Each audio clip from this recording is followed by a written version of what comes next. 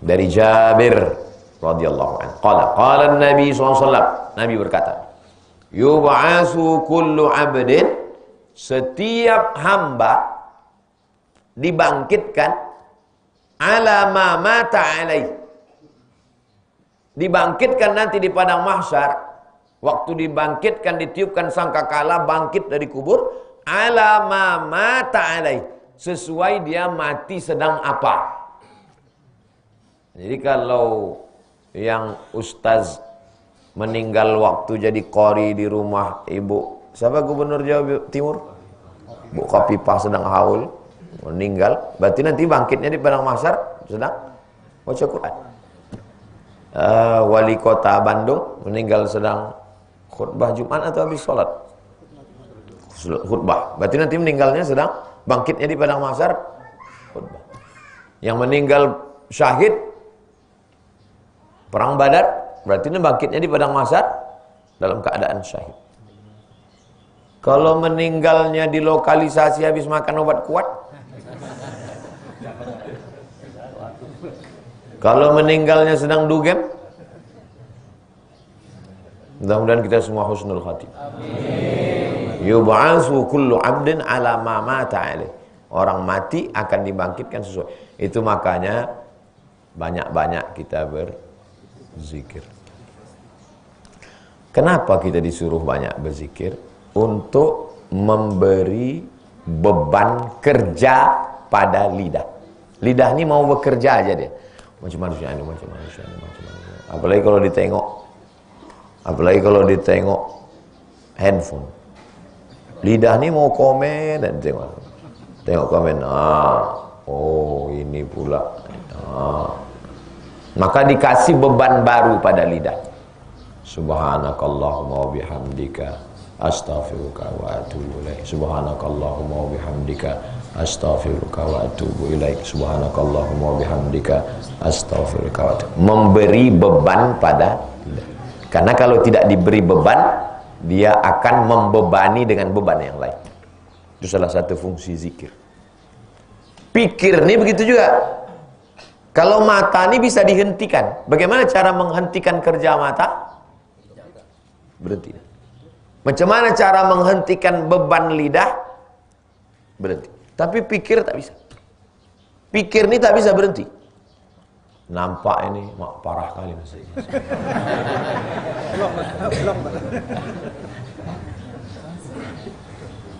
Keluar dari sini nampak mobil orang ini bagus semua. Banyak tuyul orang ini.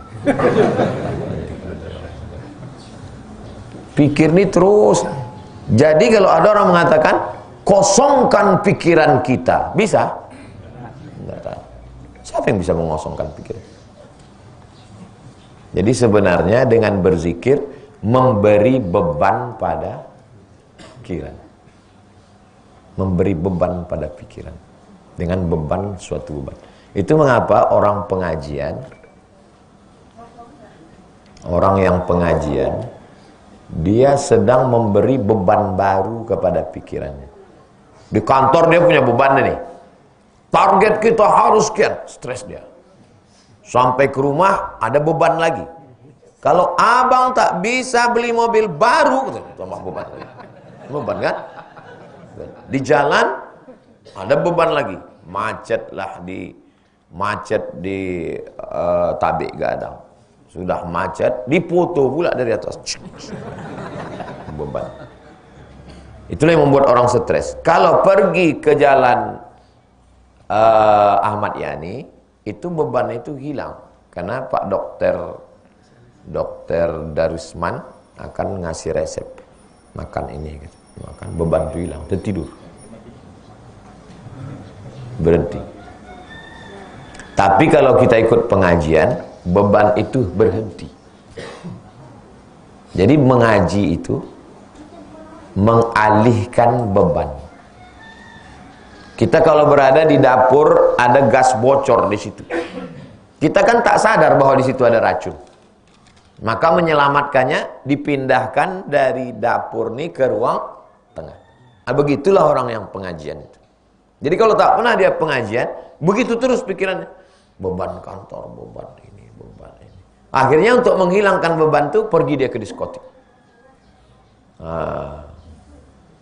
Makanya di kota-kota besar, yang satu lagi tak, diskotik nih, akhirnya dia pergi ke rumah, namanya rumah spiritual.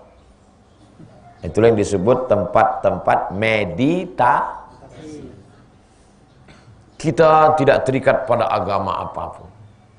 Pejamkan mata, amati napas kita. Amati napas, kapan napas berhembus, kapan napas naik. Sesungguhnya pekerjaan yang dia lakukan itu adalah mengalihkan beban.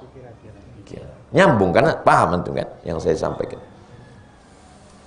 Tidak ada istilah mengosongkan pikiran, itu nggak ada. Karena pikiran tak bisa kosong. Yang ada itu adalah pikiran ini lelah, memikirkan ini, memikirkan itu, lelah. Kenapa orang gila tak lelah? Karena dia tak berpikir. Karena pikiran ini kacau, banyak beban, detak jantung tak normal, sakit jantung, gula tak normal, diabetes, otak tak normal, stres, depresi. Ketika orang berzikir, maka dikasih beban baru pada lidah. Subhanakallahumma wa bihamdika astaghfiruka. Allahumma rabbighfir. Lisannya dikasih beban baru, pikirannya juga baru. Itu rasionalnya. Kalau mau bertanya kenapa dengan berzikir orang menjadi tenang, itu jawaban rasional. Karena orang sekarang perlu dikasih jawaban rasional. Kenapa kita mesti berzikir? Itulah jawaban rasional. Tak ada istilah. Yang membuat letih ini badan atau pikiran? Pikiran. Makanya ada orang yang baring aja dari pagi sampai petang tapi dia letih. Kenapa letih? Karena pikiran. Tapi ada orang dari pagi, siang, malam dia tak letih, semangat terus. Kenapa? Pikiran. Maka orang menulis buku judulnya The Power of Mind. Mind, M-I-N-D, kekuatan pikiran. Mindset, cara mengatur pikiran. Jadi dalam Islam itu kita disuruh berzikir.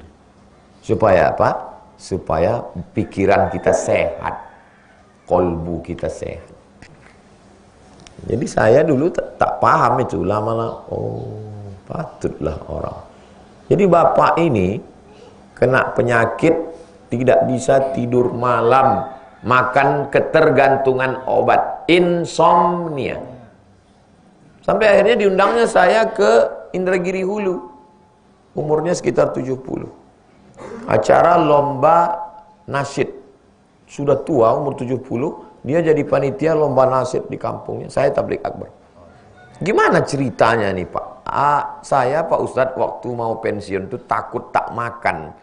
Makan apa nanti sesudah pensiun? Akhirnya duit tabungan nih saya belikan ke tanah nanam sawit. Datang saya memupuk, membersihkan.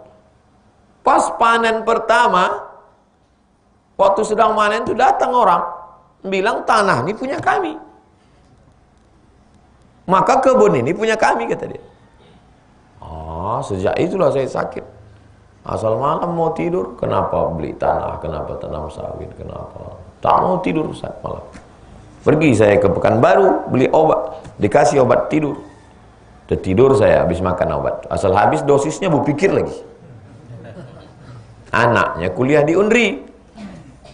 Anaknya ini selalu ikut pengajian saya dari 2009, 4 tahun, 10, 11, 12, 13 di Masjid Akramun Nas Unri.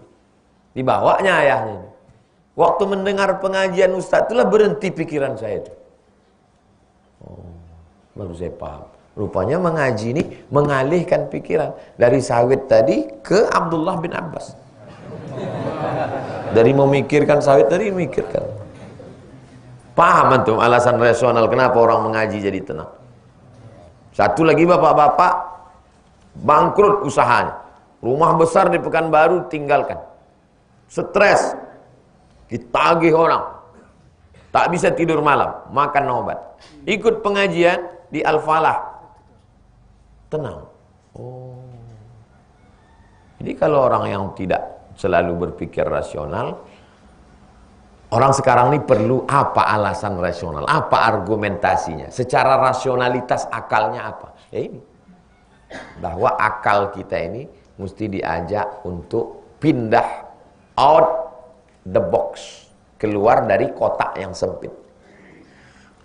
Antum ikut pengajian Ustadz Mawardi Muhammad Saleh, terbuka cakrawala antum. Mengapa dalilnya satu kok bisa jadi haram? Kok bisa jadi makruh? Mengkaji usul fikih. Duduk antum mengaji dengan Ustadz Mustafa Umar, diajaknya cerita tentang tafsir, terbuka lagi cakrawala berpikir. Duduk antum sama Ustadz Saidul Amin, diajaknya bercerita tentang penyakit-penyakit hati. Keluar antum dari kotak yang kecil yang merusak kepala. Itu maka kita disuruh mengaji. Ngaji.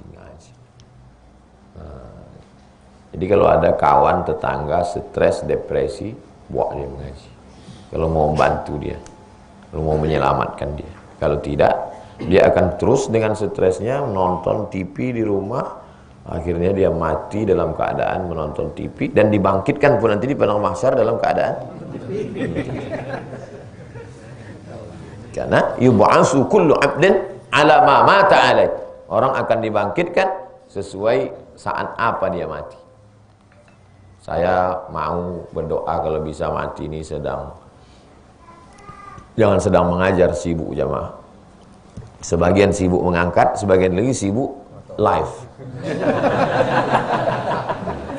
Kalau bisa mati di rumah habis sembahyang. Macam almarhumah emak saya. Habis tahajud malam, makan sahur, udah bersih, udah berwudu, mati. Pas macam doa dia. Aku tak ada anakku perempuan. Tak ada anakku betino. Kalian tak tolak menjaga aku nanti. Kalau bisa aku mati tak pakai sakit-sakit. Kalau aku sakit jangan kalian bawa ke rumah sakit, jangan kalian suntik, jangan kalian pasang alat-alat, biarkan di rumah. Pas macam yang dia minta. Aku ingin mati dalam keadaan bersih supaya orang tak susah memandikan jenazah aku. Pas macam yang dia minta. Habis tahajud, bersih, habis mandi, habis makan sahur, hari Senin sedang suci, meninggal. Oh, itulah yang paling indah mati. Baik, sebelum kita sholat sunat isyraq, kita jawab beberapa pertanyaan.